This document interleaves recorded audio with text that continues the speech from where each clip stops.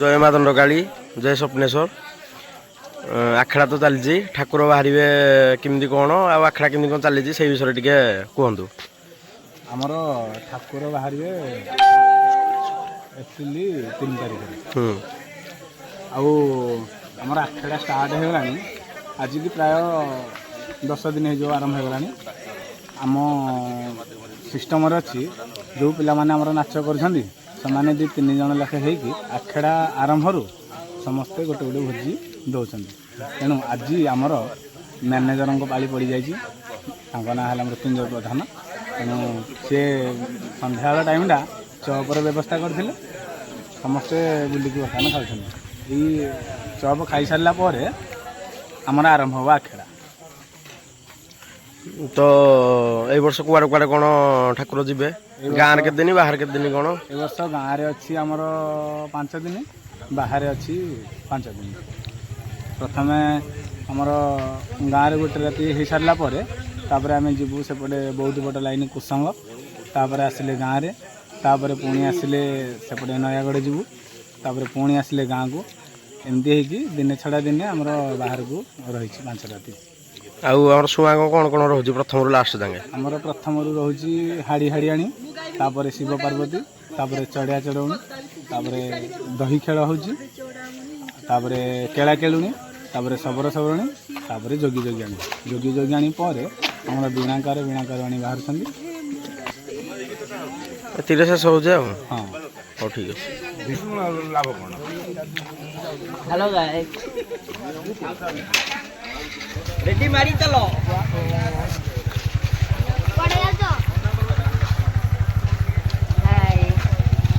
नहीं नहीं नहीं नहीं किछ सुधा ठाकुर बाहर आखड़ा चलती केते खुशी एते खुशी जे तार सीमा नहीं किसी टे कुह ठाकुर विषय आम नाच विषय आखड़ा विषय किसी टे कुह जोर टे कुह शोभा जीवन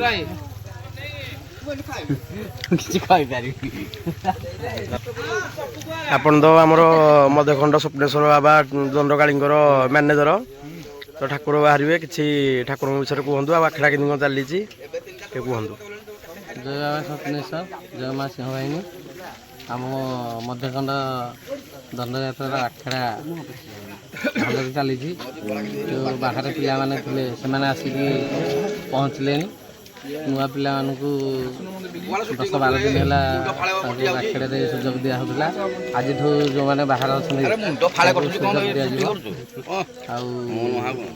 पिला नुआ पिला तो भल कर देखा जाऊ कौन हो जो मैंने तो पुराना पिला से भल आशा अच्छी भल कर भल करेंगे आम जो 11 दिन दंड ठाकुर बाहर ता भर 10 दिन नाच 10 दिन नाच आम बाहर को 3 दिन अच्छी तो आमर 5 अच्छी जीवु संघ पाखे अच्छी अयोध्या बोली गोटे गाँ से जीवु 7 तारीख अच्छी भाड़ीगिला जीवु 9 तारीख आम जीवु खंडपड़ा से मिलन माँ 13टा ठाकुर मिलन अच्छी बहुत नाच आमर अच्छी बाकी 2 दिन आम गाँव में बाघुआ बसी गोटे दिन नाच अच्छी बाकी 2 दिन आम गाँव में नाच हम और आशा कर सब पिला भल करेंगे आउ चैनल माध्यम आम चंदन चैनल को समस्ते लाइक शेयर सब्सक्राइब करूँ तुम बहुत भल पाइबा दिंतु सी जमी आगे को आहरी भल भल वीडियो करके पहुँचे पार। जय माँ सिंह भाई तुम ए वर्ष नुआ नाच कर ना कि तुम कौन रोल कर कमी कौन लगुच तुमको खुशी लगुच हाड़ी गीत टे देखे जाओ देसी मारी टिके मारी देइची आया चाउली महुली खजुरी रताड़ी आया चाउली महुली खजुरी रताड़ी निसरे मुहारी हेउची एबे बाहरी चिबी देसी उसकी ब्रांडी आहुरी किची आया सब पीची स्वादटा चाखिची आया सब पीची स्वादटा चाखिची सब घर मजा महुली देसी रेडी बढ़िया गाउज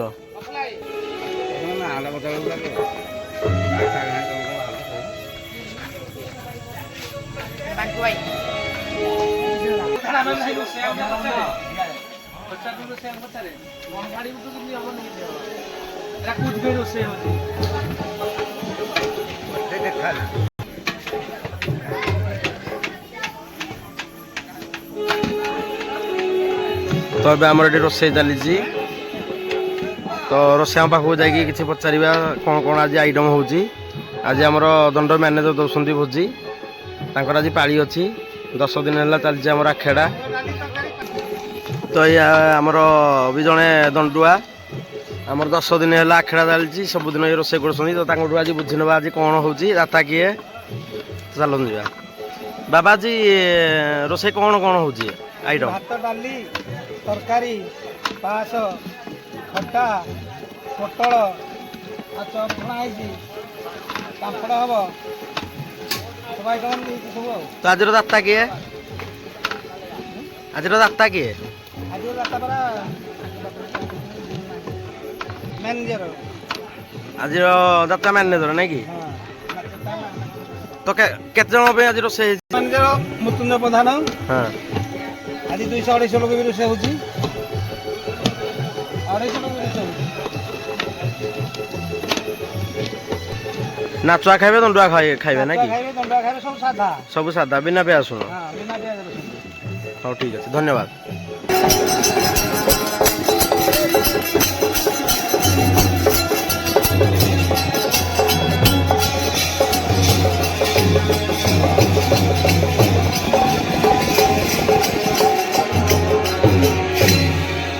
ଆସେ ଚଢ଼ ବୀର ଧରି ଅଥା କାଠିନର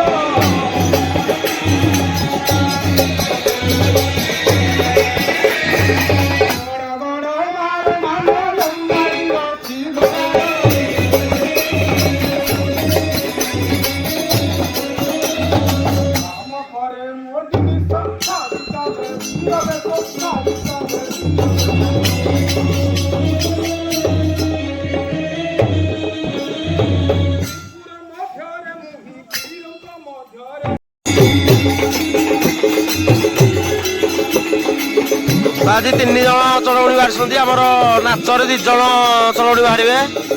ସିଏ ରାଜେନ୍ଦ୍ର ନୂଆ ଚଳଉଣୀ ତ ସେ ଯାଇଛି ଆଉ।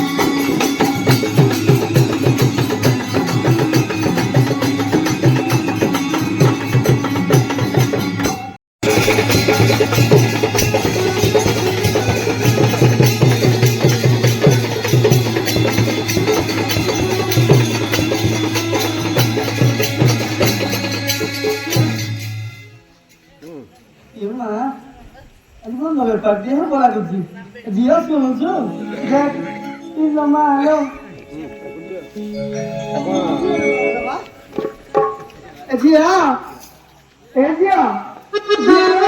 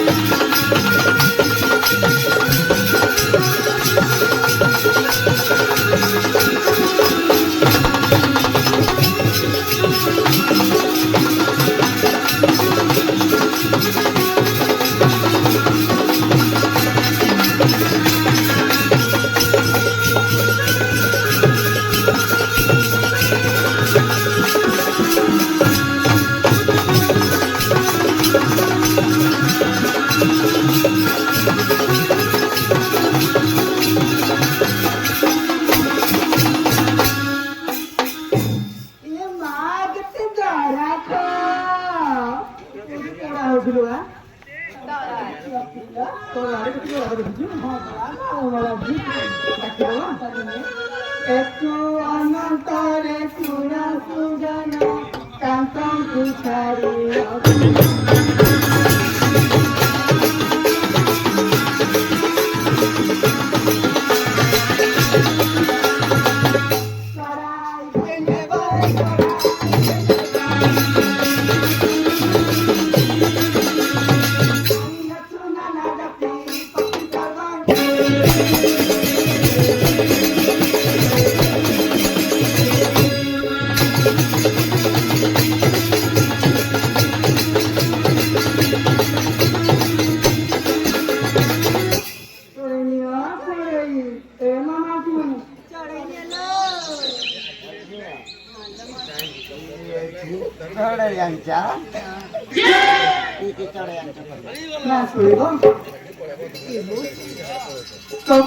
তপতি বগা বগুলি হলদি বসন্ত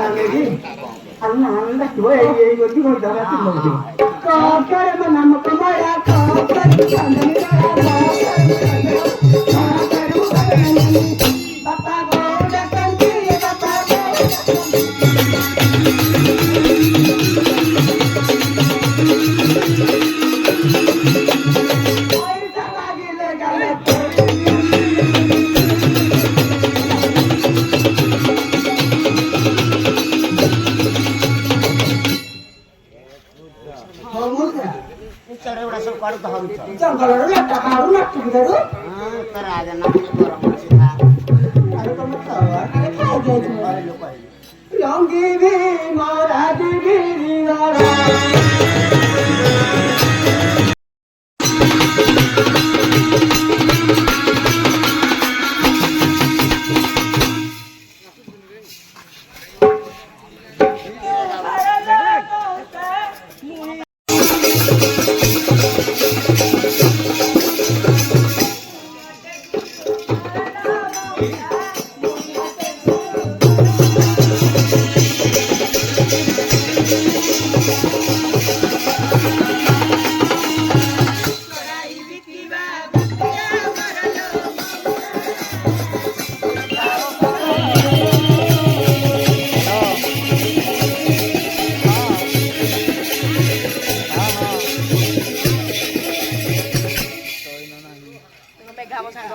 କହିନ ନାହିଁ କାଇଁ କୁଆ ଯାଇଛି ବୋଧେ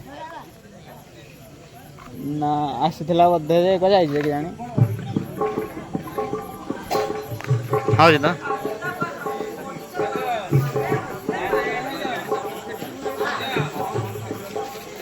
ହଉ ଆସୁ କହିବି ଆଗ ଇଆଡ଼େ ପଛେ ଆଗ ଇଆଡ଼େ ନାଇଁ ବା ଦୁଇ ଜଣ ଯାକ ନାହାନ୍ତି ଇଆଡ଼େ ଆଗ ଏଇଠି ଚପ ଚପ ଆଗ ହଁ ଆସ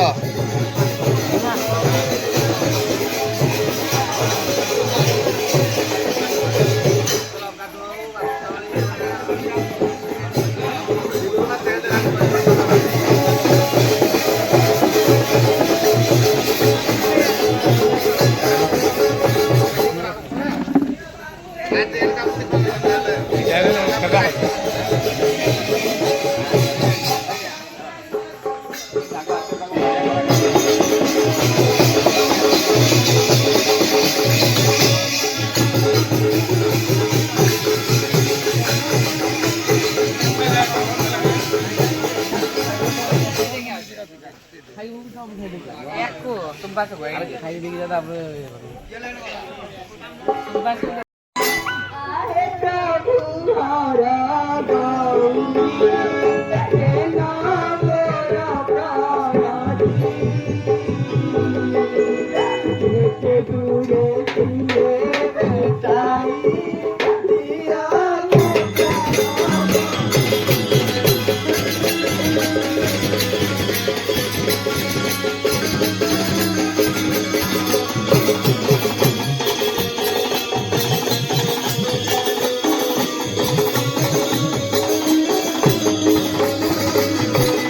को पाई ले कर हमें तुम का मोना बड़ा करम तू प्रभु है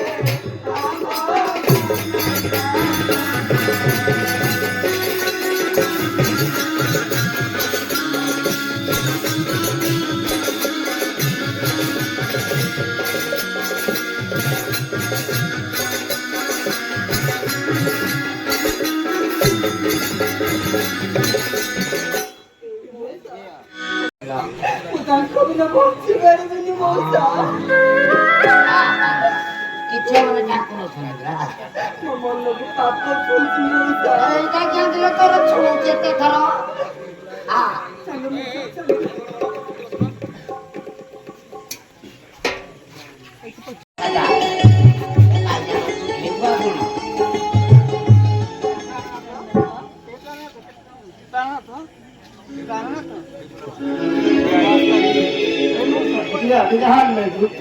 ଶୋଇ ପଡିଛି ଭିତରେ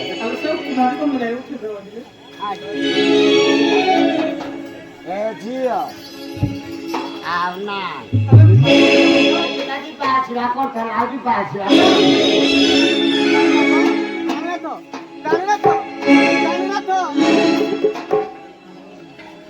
ପ୍ରାଣେଶ୍ୱର କେନେ କଲନ୍ତର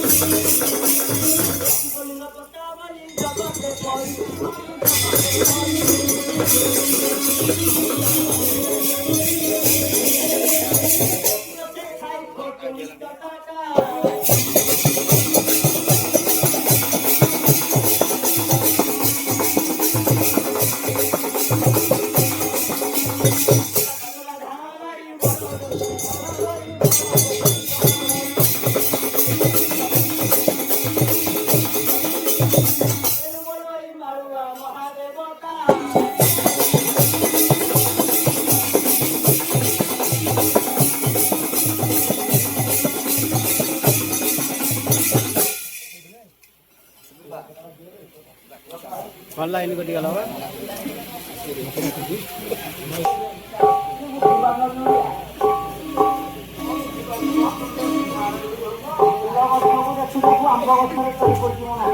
ପଳେଇଥିଲୁ ବାଙ୍ଗାଲୋର ପଳେଇଛୁ କାମ କରି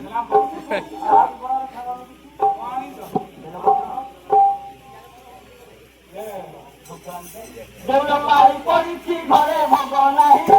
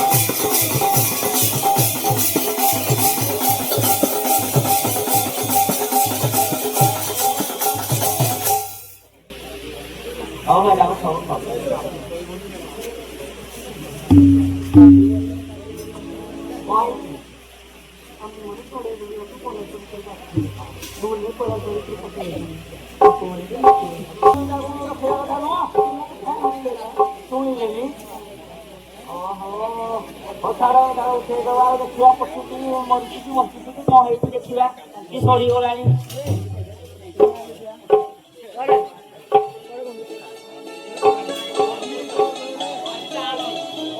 ଚେଷ୍ଟା କରିବା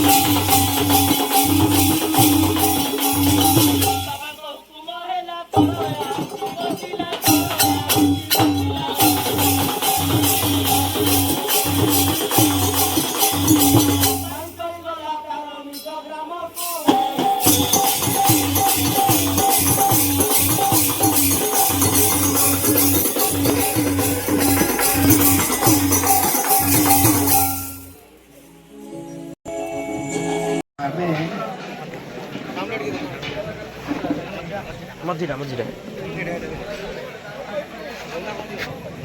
ଟୋଟାଲ ଦଣ୍ଡଟା ହେଉଛି ଏଟା ଗୋଟେ ଉପାସନାର କଥା।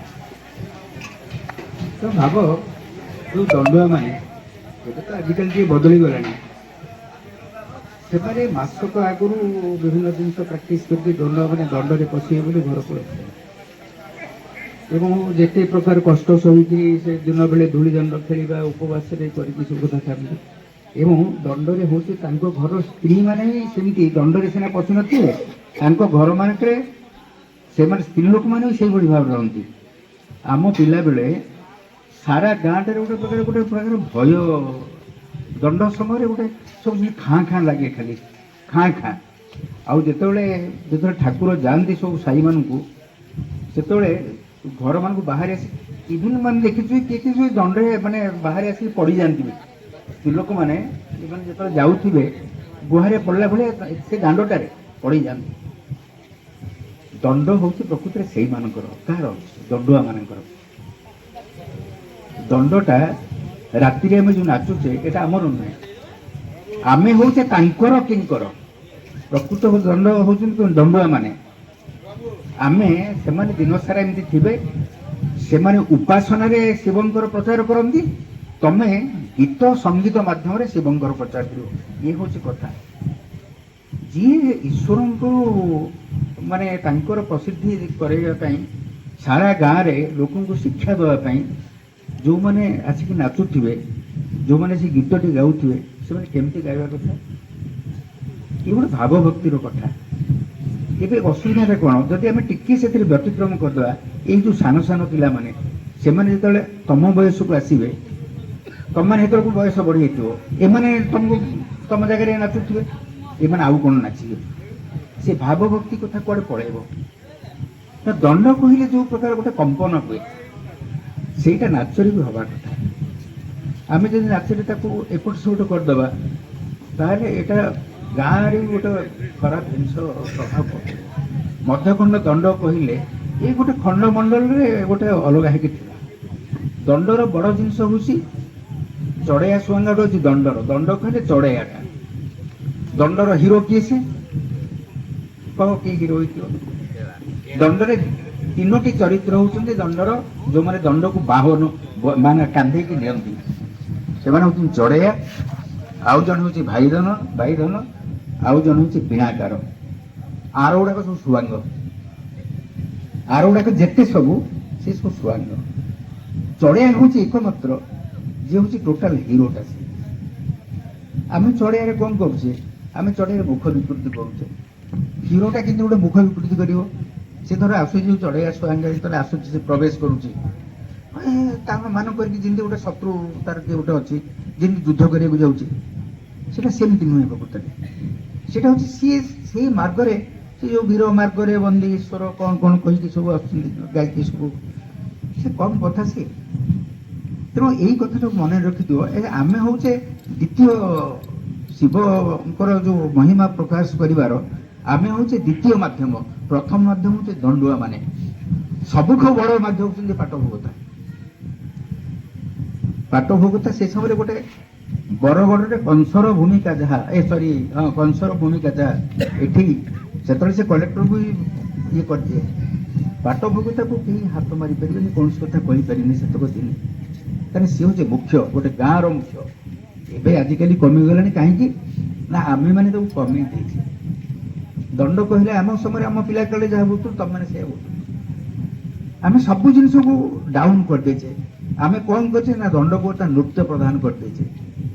হ্যাঁ ଗୋଟେ ମଜା କର ଇଏ କର ସେ କର ଯେମିତି କରୁଛ ସେମିତି କର ଏଇ ଜିନିଷଟା କରିଛେ। ଏଇଟା ଦ୍ୱାରା କଣ ହବ କି ମଧ୍ୟଖଣ୍ଡ ଆମର ଯୋଉ ଗୋଟେ ଭାବ ଆମେ ଏତିକି ଲୋକ କମ ଲୋକ ଦଣ୍ଡରେ 100-150 ଲୋକ ସବୁବେଳେ ଗୋଟେ ବାହାର ଗାଁକୁ ଗଲେ ଆମର 150-300 ଲୋକ ମୋଟର ସାଇକେଲ ଧରି ପଳାଉଛନ୍ତି। ଏତିକି ଲୋକ ଯଦି ଗୋଟେ ଦିନ ଗୋଟେ ରାତିରେ ଘଣ୍ଟାଟେ କି 2 ଘଣ୍ଟା ପାଇଁ ସତରେ ହାତ ଯୋଡ଼ିକି ମନ ଭିତରେ ସ୍ୱପ୍ନେଶ୍ୱରଙ୍କୁ କି ଦଣ୍ଡ ଠାକୁର କି ଦଣ୍ଡ କାଳୀଙ୍କୁ ସେତିକି ଭାବରେ ଯଦି ଆବାହନ କରିଦେବ ମନ ଭିତରେ ଗୋଟେ ହୋଇଯିବ ତମେ ଭାବୁଛ ତ ଗାଁରେ କେମିତିଆ ଗୋଟେ ପ୍ରଭାବ ହବ। କେତେ ବଡ଼ କଥାଟା ଏଇଟା ଘଟିବ ଏବଂ ତାର ମାଧ୍ୟମ କି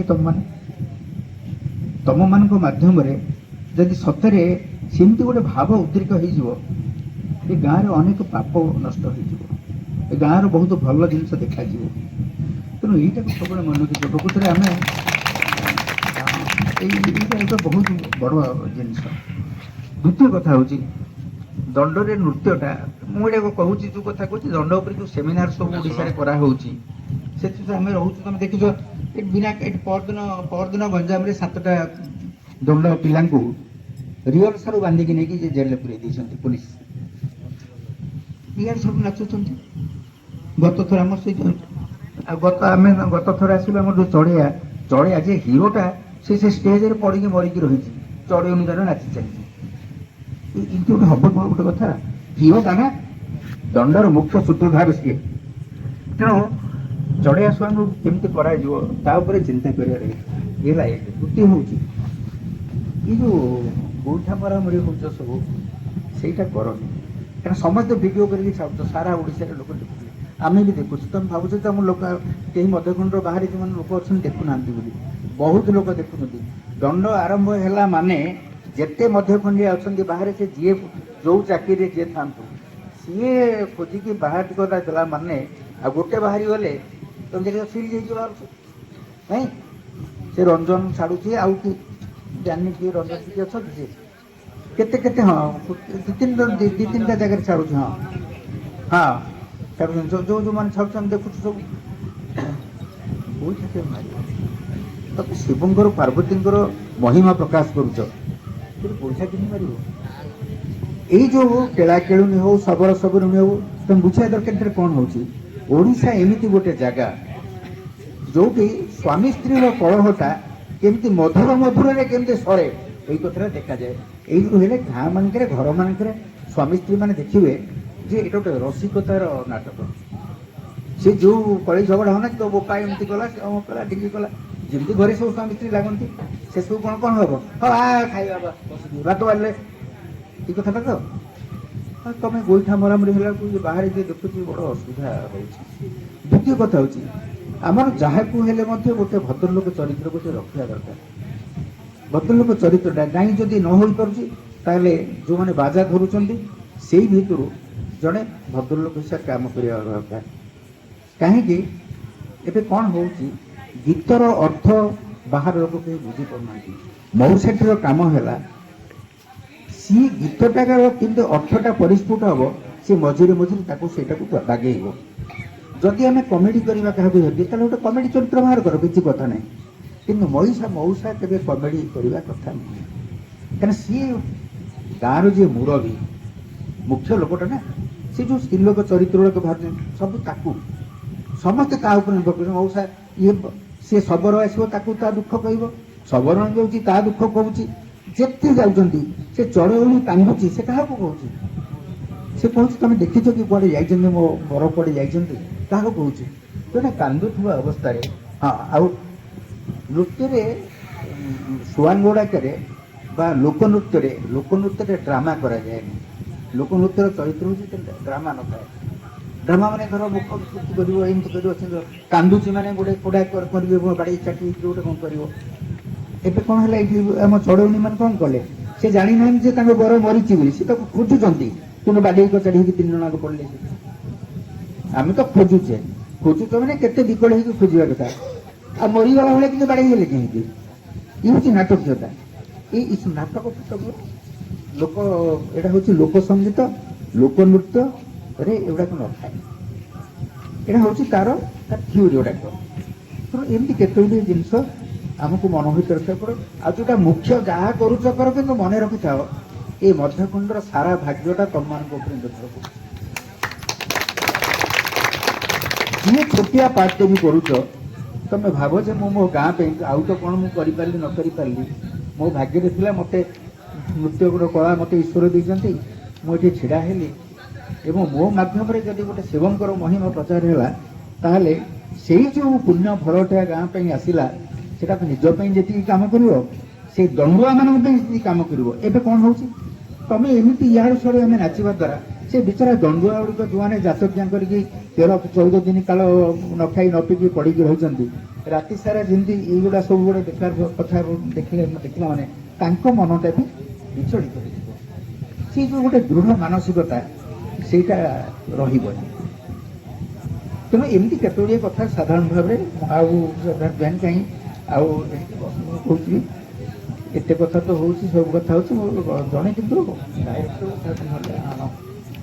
ତମେ ଯଦି ଆଉ ନ କରିପାରୁଛ, ଡାଇରେକ୍ଟର ଜଣେ ଦରକାର ବର୍ତ୍ତମାନ ସଙ୍ଗୀତ ନୃତ୍ୟ ପାଇଁ। କାରଣ ଦେଖ ଦଣ୍ଡ ଉପରେ ବହୁତ କାମ ବର୍ତ୍ତମାନ ଓଡ଼ିଶାରେ ହେଉଛି, ବହୁତ ସେମିନାର ହେଉଛି, ସିମ୍ପୋସିୟମ୍ ହେଉଛି, ଯେଉଁଠି ଆମେ ସବୁ ଯାଉଛୁ ଦେଖୁଛୁ। ସେଥିରେ ସବୁ ଯେହେତୁ ଆମେ ଦଣ୍ଡର ଲୋକ, ଆମେ ଦଣ୍ଡରେ ପାର୍ଟିସିପେଟ୍ କରୁଛୁ ଆଲୋଚନାରେ। ଦଣ୍ଡଟା ଗୋଟେ ଛୋଟିଆ କଥା ନୁହେଁ, ଏଟା ବହୁତ ବଡ଼ ଜିନିଷ। ତେଣୁ ସମସ୍ତେ ତାକୁ ସେଇ ଅନୁସାରେ, ଆଉ ବେଶୀ କିଛି କହୁନି। କିନ୍ତୁ ନାଚ ଗୀତକୁ କେମିତି ଭାବରେ ଆମେ ନେଇପାରିବା ଯେ ମୁଁ ଯାହା କରୁଛି ଏଟା ତାଙ୍କୁ ସମର୍ପଣ, ଏଟା ବହୁତ ବଡ଼ ଜିନିଷ। କେତେ ଗୁଡ଼ିଏ ଗୀତ ଅଛି ତୁମେ ଜାଣିବା ଦରକାର। ଆମ ଗୀତ ଭିତରୁ ମୁଁ ଆଜି କହୁଥିଲି କେତେ ଗୁଡ଼ିଏ ଗୀତ ଆମର ଆସିଛି ଓଡ଼ିଆ ଲୋକଗୀତରୁ ଆସିଛି। ସେ ଓଡ଼ିଆ ଲୋକଗୀତରୁ କ'ଣ କ'ଣ ଆସିଛି ସବୁ ତାର ବହି ବାହାରି ସାରିଲାଣି। ଆମର ଯେଉଁ କେଳୁଣୀ ବାହାରୁଛି, ବାହାର ହେଲା କେଳୁଣୀ ରମଣୀ ମଣି, এটা হচ্ছে ଖଣ୍ଡପଡ଼ାର ପ୍ରକୃତିରେ। ମୁକୁଡ଼ାଟା ସେଠୁ ଆସିଛି, କିନ୍ତୁ ବଡ଼ିଟା ତା ଭିତର ଗୀତ ଗୁଡ଼ାକ ଆମ ନିଜର ପୁଣି ମାନେ ଅନ୍ୟ କୋଟି କୋଟି ଯୋଡ଼ା ହେଇଛି। ଯୋଗୀ ଯୋଗୀ ଯୋଗୀ ବାହାରୁଛି, ଯୋଗୀ ଯୁଗାନୀ, ସେଟା ଓଡ଼ିଶା ଲୋକଗୀତରୁ ଆସିଛି। ସେଟା ଆମ ଗାଁ ଫାଁର କାରଣ ନୁହେଁ, ଓଡ଼ିଶା ଲୋକ। ଅନେକ ଗୀତ ଆମର ଦଣ୍ଡରେ ବି ଅଛି ଯାହାର ଲେଖକ କିଏ ତାର କେହି ନାହାନ୍ତି, ସେଟା ସର୍ବତ୍ର ଓଡ଼ିଶା ସାରା ଅଛି। ତେଣୁ ଏମିତି କେତେବେଳେ ଆମ ଦଣ୍ଡରେ ବି ସେସବୁ ଅଛନ୍ତି। ତ ଭାବ କେତେ ବଡ଼ କଥା। ମଧ୍ୟଖଣ୍ଡ କ'ଣ ବା ଥିଲା, ଇଏ ତ କେଉଁ 100-150 ବର୍ଷ ହେଲାଣି ଦଣ୍ଡ ଆମର। ସେ ଗୀତ ଆସିଲା କେମିତି?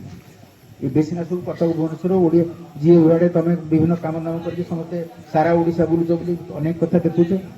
ଗଞ୍ଜାମରେ କେମିତି ଦଣ୍ଡ ହେଉଛି, କି ୟୁଟ୍ୟୁବରେ ବାହାରିଲାଣି, ଢେଙ୍କାନାଳରେ କେମିତି ହେଉଛି, ଅନୁଗୁଳରେ କେମିତି ହେଉଛି, ସେମାନେ ଦେଖୁଛ। ଗଞ୍ଜାମରେ ଚଢ଼େଇଆ କେମିତି ହେଉଛି ତମେ ଦେଖୁଛ। ଏଠି ବାଲିଆପାଳ ଦଣ୍ଡ ଦେଖୁଥିବ। ତାଙ୍କର ସବୁ ଭିନ୍ନ ଭିନ୍ନ ଜିନିଷ ଅଛି, କିନ୍ତୁ ଲୋକଗୀତ ଗୁଡ଼ାକ ସବୁ ସମାନ ଅଛି, ଯୋଉଟା ଓଡ଼ିଆ ଲୋକଗୀତରୁ ଯୋଉଟାକି ଆସିଛି। ତେଣୁ ଇଏ ଗୋଟେ ବହୁତ ବଡ଼ ପରମ୍ପରାର କଥା। ଆମେ ବହୁତ ଭାଗ୍ୟବାନ ଆମ ଗାଁରେ, ସବୁ ଗାଁରେ ଦଣ୍ଡ କରିଦେବେ ଦେଖି ଦିଣ୍ଡା ଭୁଣି ଦୁଆର ଗାଁ ଏତେ ଜାଗା ତ ସବୁ ଅଛି, ଦଣ୍ଡ କରିଦେବେ। ଘୋଡ଼ାହାଣ୍ଡି ଅଛି କି ନାହିଁ ଜାଣିଅଛି, ଅଛି, ଏବେ କଲେଣି ସବୁ। କିନ୍ତୁ ଇଏ 3300 ବର୍ଷ ଆମର କୋଉ କାଳର ଜିନିଷ ଈଶ୍ୱରଙ୍କ କୃପାରୁ ବର୍ତ୍ତମାନ ତମ ଉପରେ ସେ ଭାରଟା ଆସିକି ପଡ଼ିଛି। ତେଣୁ ସେଇଭଳି ଭାବରେ କର ଯେମିତି ଗାଁର ମଙ୍ଗଳ ହେବ,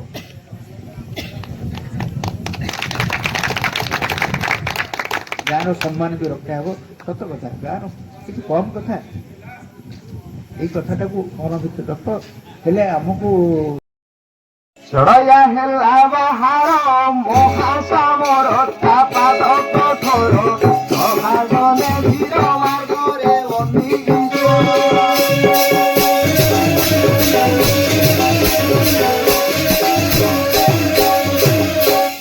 ବନ ପ୍ରାନ୍ତର ରାମଚନ ପଦ ଯେତେ ନଗର ସଭାଗଲେ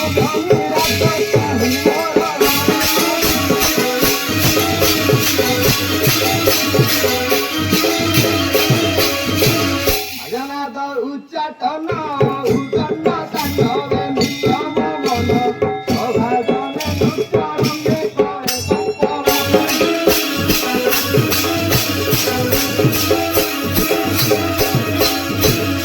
তামর রুদ্র সেন জাতির প্রতিরে মনর ভরণ সভাগনে মহাপুণ্য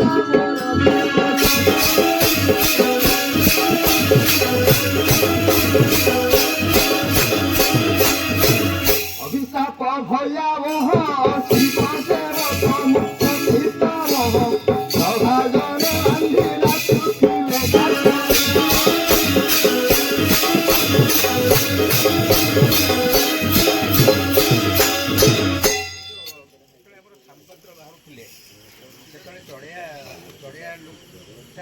তুলে অপাদের অফিসে দিলি মুহি সভাজনে হইসা পরাকাশ তুলে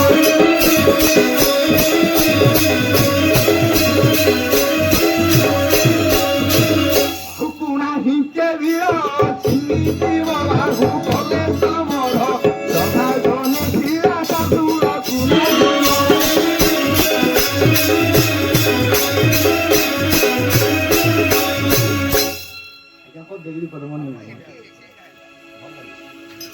বন্দিনী সর্বমঙ্গলা দ্বিতীୟରେ বন্দাই সারলা তৃতীୟରେ সমলাই তৃতীୟରେ সমলাই চতুর্থরে পচিকাই রাঙ্গি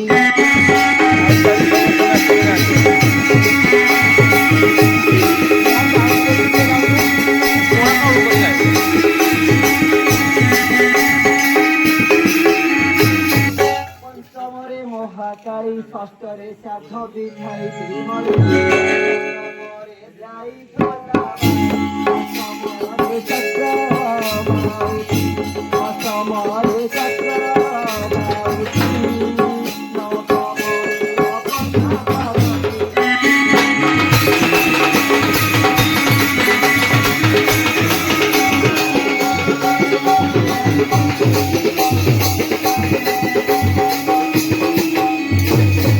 দশমরে দশ পূজা একাদশে দেবী দুর্গা বিরজা দ্বাদশরে বন্দাই গিরিজা ত্রয়োদশে দক্ষিণকারী ত্রয়োদশে দক্ষিণকারী চতুর্দশে বাক্য দেবী ভারী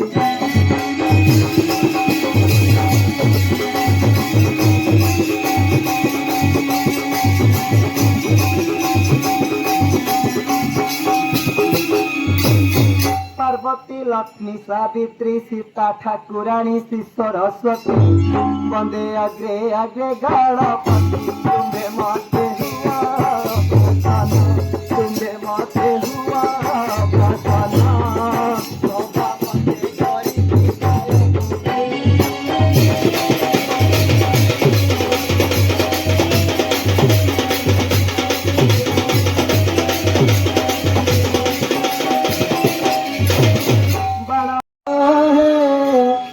गरी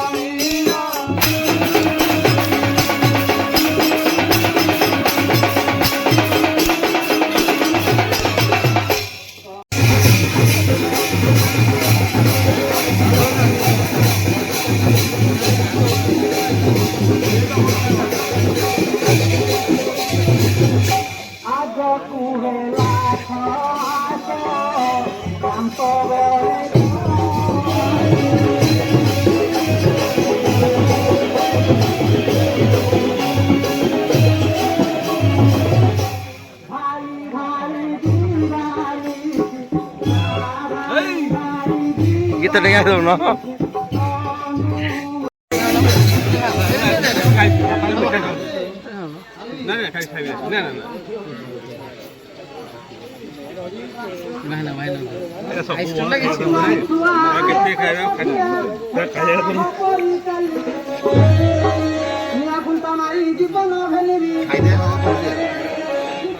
ଆଇସ୍କ୍ରିମଟା ଦଉନ ନାଇଁ ଖାଇବେ ଖାଇବେନି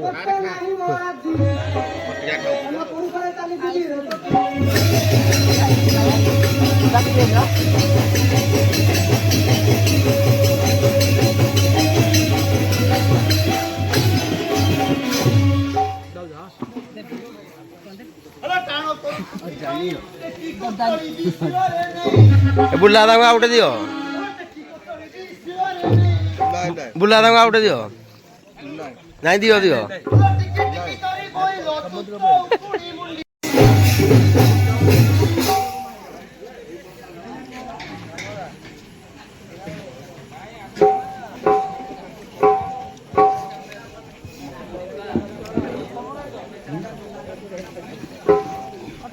ଶୁଣଲର ମଣି ଶୁଣ ଯେଉଁଦିନ ହେଲା ବିଧା ବିଧାନ ଯେଉଁଦିନ ହେଲା ବିଧା ବିଧାନ